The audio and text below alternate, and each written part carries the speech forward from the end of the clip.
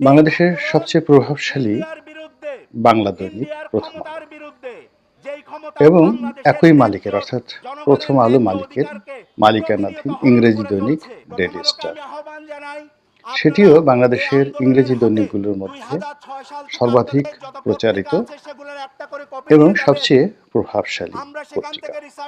হুস আনাম এবং জনাব মতিউর রহমান অসম্ভব প্রভাবশালী।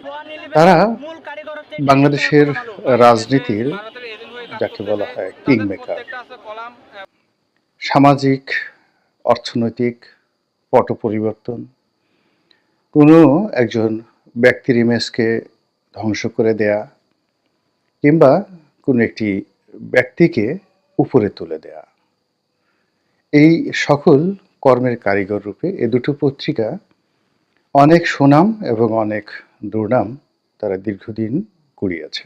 এখানে প্রথম আলো এবং ডেইলি স্টারের একটা অদ্ভুত রসায়ন, সেটা হলো তারা পশ্চিমা সংস্কৃতির ধারক এবং বাহক।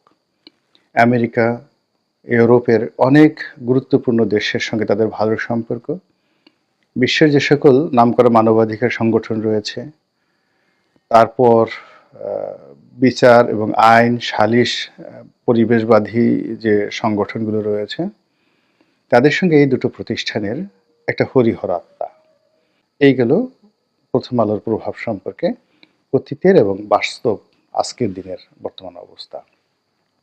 কোনো একটি বিষয়কে, কোনো একজন মানুষকে, কোনো একটি পরিবেশ পরিস্থিতিকে খুব সূক্ষ্মভাবে বিশ্লেষণ করে সমাজে যেখানে ডিসিশন তৈরি হয় সেখানে সুন্দর করে ঢুকিয়ে দেয়। ঢুকিয়ে দেওয়ার ফলে হয় কি, প্রথম আলো যেদিকে যায়, প্রশাসন সেদিকে যায়, সেনাবাহিনী সেদিকে যায়, বিচার ব্যবস্থা সেদিকে যায়, পুরো দেশ নড়ে চড়ে বসে। যেখান থেকে তাদেরকে উদ্ধার করার মতো এই মুহূর্তে কেউ নেই।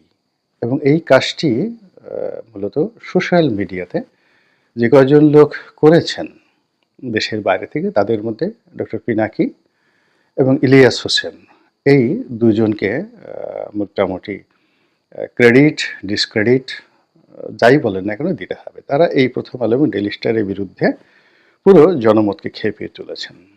এবং ভাবতে পারিনি যে একজন ইউটিউবার তার যে কোনো বক্তব্য প্রথম আলোর 1 বছরের শ্রমকে একটা ইউটিউবের ভিডিও দিয়ে তছনছ করে দিতে পারে। এটি তারা এখনো পর্যন্ত বুঝতে পারেনি।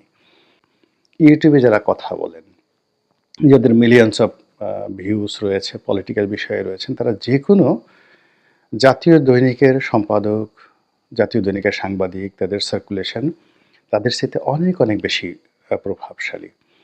অন্যদিকে প্রথম আলোর বিরুদ্ধে যে ভিডিওটি করা হলো ইলিয়াস হোসেন এবং অনবরত প্রচারণা ডক্টর পিনাকি ভট্টাচার্য যেটা করলেন,